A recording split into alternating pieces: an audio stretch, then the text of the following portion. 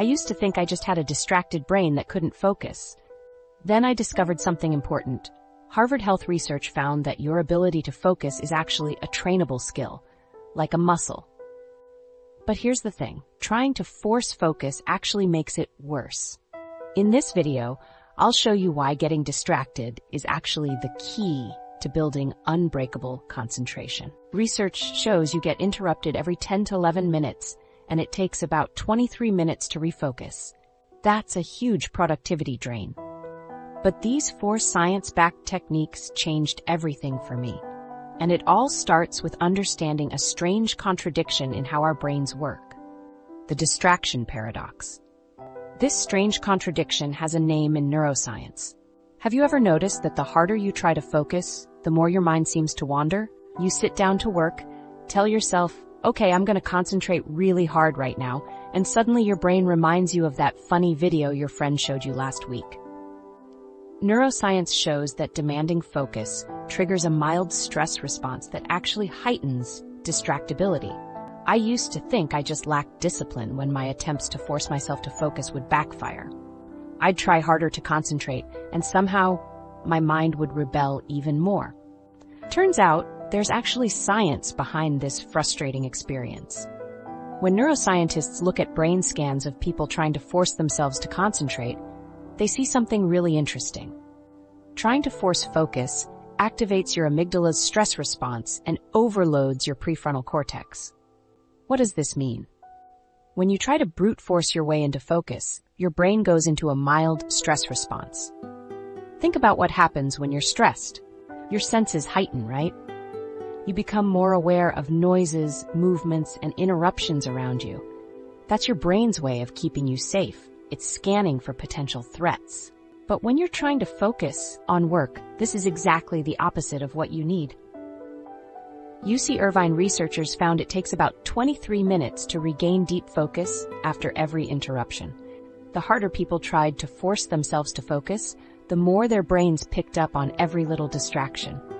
It's like when someone tells you, don't think about a pink elephant. What's the first thing that pops into your mind? A pink elephant, of course. The act of trying not to think about something makes you think about it more. Your focus works the same way. I experienced this myself last year when I was trying to finish a project with a tight deadline. The more I told myself, I need to focus right now, the more my brain seemed to find fascinating things to notice. The construction noise outside, texts coming in, even the texture of my keyboard suddenly seemed super interesting. I was creating my own distraction problem by stressing about focus. So what's the solution? This is where things get counterintuitive. The first step to better focus isn't forcing yourself to concentrate harder. It's actually acknowledging your distractions. When you fight against your wandering thoughts, you give them more power. When you briefly notice them without judgment, they often lose their grip on your attention. Think of it like this. Your distracted thoughts are like a pushy salesperson at your door. If you try to slam the door shut while they're talking, they'll just push harder to finish their pitch. But if you say, I hear you, but now's not a good time, they're more likely to leave peacefully. Your thoughts work the same way. What makes this even more interesting is that brain researchers at UCLA found that simply labeling a distraction, just silently acknowledging that's a distraction, reduces activity in your amygdala, the emotional reactive part of your brain, and increases activity in your prefrontal cortex, the focused rational part. You're literally changing your brain chemistry just by noticing what's happening. The most successful people I know don't have magical powers of concentration. They just understand how their attention actually works, instead of fighting against it. They've learned to work with their brain's natural tendencies rather than against them. So why does forcing yourself to focus actually make you more distracted? Because it triggers your brain's stress response, making you hyper-alert to interruptions. When you tell yourself, I must focus right now, you're actually priming your brain to notice every single potential distraction. You're unintentionally training yourself to be more distractible, not less. I remember talking to a neuroscientist who explained it like this. Attention is like water. It flows naturally in certain directions. You can try to force it upstream, but that requires constant energy. Or you can learn to work with its natural flow while gently guiding its direction. The same principle applies when you're reading a book and realize you've been scanning the same paragraph over and over without absorbing anything.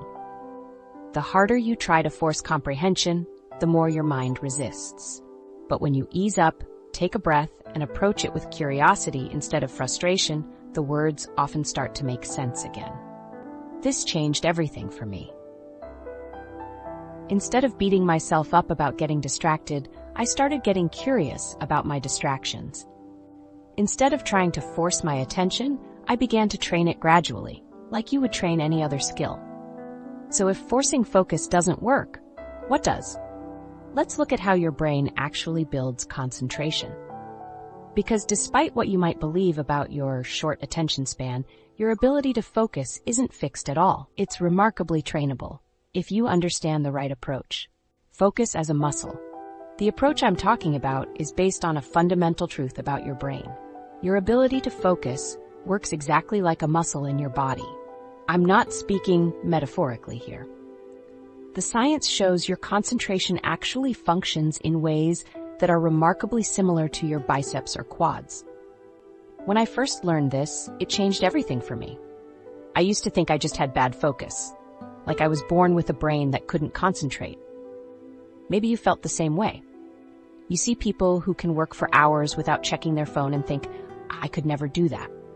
But here's what's fascinating. Focus isn't a fixed trait you're born with. It's a skill that you can develop through specific types of practice. You wouldn't run a marathon the first day you jog. Focus training works the same way.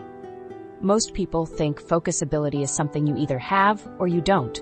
They'll say things like, I have ADHD tendencies, or I'm just not a focused person, as if it's a permanent part of their identity. But neuroscience tells a completely different story. Your brain has this amazing ability called neuroplasticity. It's a fancy word for something pretty incredible. Your brain physically changes based on what you repeatedly do. The connections between neurons, the pathways in your brain, actually strengthen when you use them regularly, and they weaken when you don't. Think about what this means for focus. Every time you manage to sustain attention on something, even for a short time, you're literally strengthening the neural pathways that make concentration possible. You're building your focus muscle. Neuroscientists at University of Wisconsin showed that 6 weeks of daily attention practice changes your brain's prefrontal cortex. The participants didn't just feel more focused, their brains physically changed. I remember when I started taking this seriously. I couldn't focus for more than 10 minutes without checking social media. My concentration was so weak that writing a single email without getting distracted felt impossible. But once I started treating focus like a muscle that needed training, things shifted. Focus training works a lot like physical training. If you've ever started a workout program, you know you don't begin by trying to lift the heaviest weights or running a marathon. You start small. You build gradually. You respect your current capacity while gently pushing its limits. With physical training, you might start with light weights and gradually increase them as your muscles adapt. Focus works the same way. You begin with short periods of concentration that feel challenging but doable. Then you slowly extend those periods as your focus muscle gets stronger. The principle of progressive overload applies perfectly here. In fitness, this means gradually increasing the stress you place on your body so it continues adapting and getting stronger. With focus, it means gradually increasing the duration and difficulty of your concentration sessions. Another similarity is that consistency matters more than intensity. Someone who lifts weights for 20 minutes every day will see better results than someone who does a 3-hour workout once a month. Focus works exactly the same way. Short, regular practice builds your concentration capacity much more effectively than occasional marathon sessions. And here's something really important that most productivity advice misses. Recovery periods are essential. Your muscles don't get stronger during workouts, they get stronger during the rest periods afterward. Your focus works similarly. Taking short breaks between periods of concentration isn't just nice, it's necessary for building stronger attention. Studies show that brief diversions from a task can dramatically improve your ability to focus on that task for prolonged periods. However, task switching can reduce productivity by 40%, according to research by Dr. David Meyer. The key is intentional breaks, not random distractions. I used to feel guilty for taking breaks. I thought I was being lazy. Now I understand I'm actually helping my brain consolidate its focus. Training. It's like the rest day in a workout schedule. Not a sign of weakness, but an essential part of getting stronger. What excites me most about this model is how empowering it is. If your focus is a skill you can train rather than a fixed trait, then no matter how distractible you feel right now, you can get better. I've seen this in my own life, and in friends who swore they were just not focused people. With the right approach, everyone can build this capacity. When you repeatedly direct your attention to something while managing distractions, you're reinforcing the neural circuits that make concentration possible. Over time, these circuits become more efficient and require less effort to activate, just like a muscle that gets stronger with regular use. I remember reading about a fascinating study where researchers taught people with attention difficulties a series of focusing exercises. After 8 weeks, their brain scans showed increased activity in the prefrontal cortex, the area responsible for concentration and decision-making. They didn't just feel more focused, their brains had physically changed. So let's lay the foundation with an exercise that targets your focus muscle. We need to begin with the equivalent of a lightweight workout. Something challenging enough to stimulate growth, but not so difficult that it leads to failure and frustration. The good news is, you don't need hours to start seeing real improvements in your concentration ability. Technique number 1, the 5-minute focus burst. Let's talk about the first technique that can transform your focus in just minutes a day. Technique number 1, the 5-minute focus burst. Would you believe that just 5 minutes could completely transform your ability to concentrate? Sounds too simple, right? But that's exactly why it works. The 5-minute focus burst is the foundation of all focus training. It's perfect if you've always struggled to concentrate or if you get overwhelmed thinking about staying focused for a long time. I created this technique when I realized I was setting myself up for failure by trying to focus for hours at a time. Here's the problem. Most people jump right into trying to focus for 30 minutes, an hour, or even longer. Then they get distracted after 10 minutes and think, I'm just bad at focusing. It's like trying to run a marathon when you've never jogged around the block. You're almost guaranteed to fail, and then you feel worse about your abilities. So here's exactly how the 5-minute focus burst works. First, pick a specific task, not a vague goal like work on my project, but something concrete like write the introduction paragraph. Specific tasks are easier for your brain to engage with. Next, set a timer for exactly 5 minutes. I use my phone timer, but any timer works. The key is that you commit to working on just that one task until the timer goes off. 5 minutes. That's it. During those 5 minutes, you do only that task. Not mostly that task with a little phone checking. Not that task plus answering a quick email. Just that task. This is super important. Put your phone in another room if you need to. Close all the extra tabs on your computer. If you're writing something by hand, clear everything else off your desk. I used to be the most distracted person I knew. I couldn't write a single paragraph without checking my phone 3 times. But when I started doing these 5-minute bursts, something changed. The timer created this sense of, I can do anything for just 5 minutes. It was short enough that the commitment didn't scare me. What surprised me was how much I could actually get done in focused 5-minute chunks. I wrote the outline for a huge presentation in just 3 5-minute bursts, something that would have taken me hours of unfocused work before. The timer created this gentle pressure that kept me on track. There's actually some cool psychology behind why this works. Your brain loves small wins. Each completed burst provides a small dopamine reward, reinforcing focus. This creates positive reinforcement that makes you want to do it again. It's the opposite of what usually happens.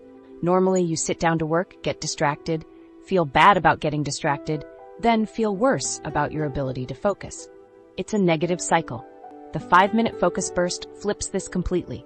You set a tiny goal, achieve it, feel good, and want to do more. Start with just 3 5-minute bursts per day for your first week. Space them out, maybe do one in the morning, one after lunch, and one in the afternoon. Don't try to do them back to back at first. Remember, we're treating focus like a muscle, and you wouldn't do 100 bicep curls your first day at the gym. After a week of 3 daily bursts, you can start adding more. Try 4 bursts in week 2. Then in week 3, you can experiment with making some of your bursts 7 minutes instead of 5.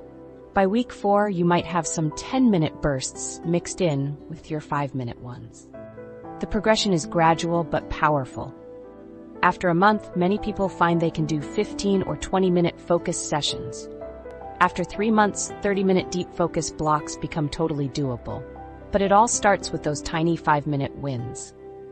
I remember when I first tried this, I was skeptical. 5 minutes seemed too short to matter. But I was getting nowhere with my try to focus for hours approach, so I gave it a shot. The first day, I noticed I was actually completing small tasks instead of just thinking about working. After a week, I felt more confident in my ability to concentrate. After a month, I could focus for 25 minutes straight without feeling that desperate urge to check my phone. The other amazing thing is how these bursts help you overcome procrastination. We often put things off because they feel too big or overwhelming, but anyone can commit to just 5 minutes. Often, starting is the hardest part, and once you're going, you might even want to continue after the timer goes off. That's fine. Just reset it for another 5 minutes. How can just 5 minutes of focused work transform your productivity? Cognitive training studies, including from Harvard and focusing app trials, have shown gains with short daily practice. It builds your focus foundation through achievable wins, preventing the discouragement that comes from setting unrealistic goals. Each successful burst strengthens your concentration ability while also moving your actual work forward. It's worth noting that Harvard Health recommends a 25-minute work, 5-minute break pattern for established focus training, while the 5-minute burst technique is ideal for beginners building their focus foundation. You can eventually work up to those longer sessions. One study even found that people who break their work into short, focused intervals make fewer errors than those who try to maintain focus for long periods. Your brain actually performs better with these structured bursts. But what happens when distractions inevitably pop up during your focus bursts? You know they will. The text message that makes your phone buzz, the random thought about something you forgot to do, the sudden urge to check email just in case. What if these distractions aren't just annoyances, but actually contain valuable information about your focus patterns? 5. Technique number 2, the distraction journal. This insight leads us to our second technique, which transforms those distractions from frustrations into valuable data. This simple tool can completely change your relationship with distractions. It's super simple. Just keep a small notebook next to you during your 5-minute focus bursts. When something distracts you, quickly write it down and get back to work. That's it. No fancy apps, no complicated system. I first tried this when I was working on a big project last year. I kept getting distracted every few minutes and feeling terrible about myself. My productivity coach suggested I just start writing down what was pulling my attention away. I thought it was kind of a waste of time, but I was desperate. Here's the problem with most productivity advice. It just tells you to ignore distractions. Just focus harder. But that's like telling someone with a fever to just feel cooler. It doesn't work, and it misses what's actually going on. When you track your distractions, you start to see patterns you never noticed before. You're not just randomly unfocused. Specific things are pulling your attention away at specific times. Harvard's Focus app research shows tracking distractions builds awareness and cuts them by 30%.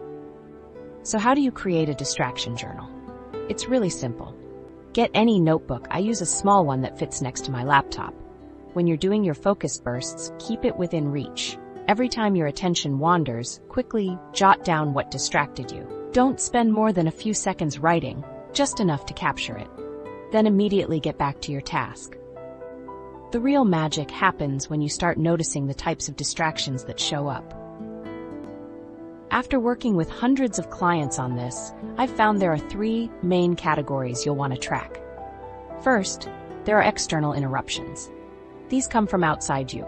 Notifications, someone walking into your office, construction noise, your dog barking. Just write down whatever broke your focus from the outside world.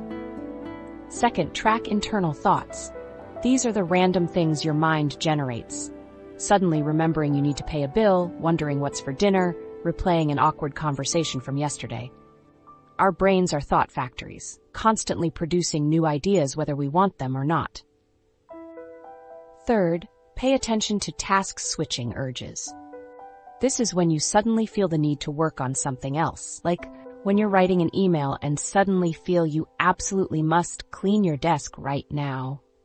Or when you're reading something important but feel a strong pull to check your messages. Let me share some actual entries from my distraction journal so you can see how simple this is. On Monday, I wrote, Instagram notification, remembered dentist appointment, urged to check email, thought about lunch, neighbor's music. On Tuesday, worried about presentation, phone rang, wanted to research unrelated topic, thirsty, thought of new project idea. Looking at these entries after a week, I noticed something surprising. Most of my distractions weren't actually random. Almost 70% of them fell into specific patterns. I got distracted by social media notifications most often between 2 to 4 p.m. I had more random thoughts about household tasks in the morning. And I felt the strongest urges to switch tasks whenever I hit a challenging part of my work. This information was gold. Instead of just feeling bad about getting distracted, I now had actual data about when, how, and why my focus was breaking. UCLA found that simply labeling a distraction reduces amygdala activity and strengthens focus regions.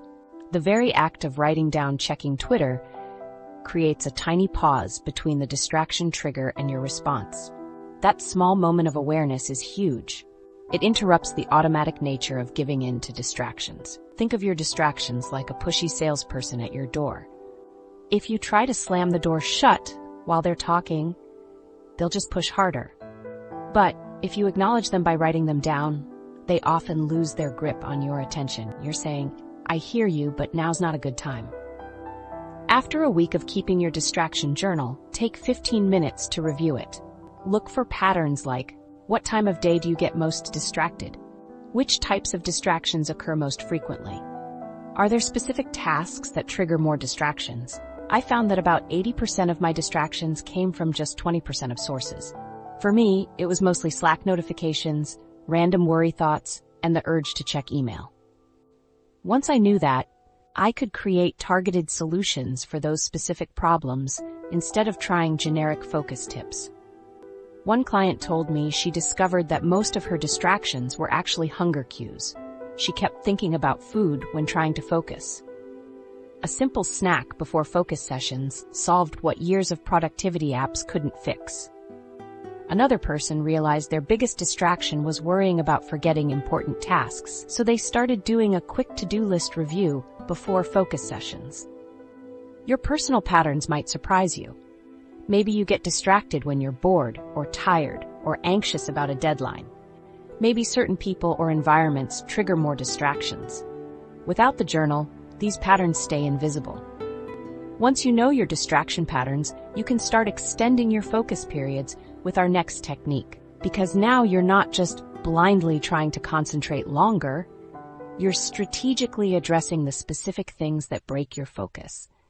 And that's when you'll discover just how much time you're actually losing when your attention gets divided. This understanding of your distraction patterns leads us to a powerful technique that addresses one of the biggest productivity killers, multitasking. Did you know that every time you switch tasks, it takes about 23 minutes to fully refocus? That's what UC Irvine researchers discovered. With our increasingly busy lives, those interruptions add up to hours of lost productivity every day. The single task sprint builds on what we've learned from the 5-minute focus burst.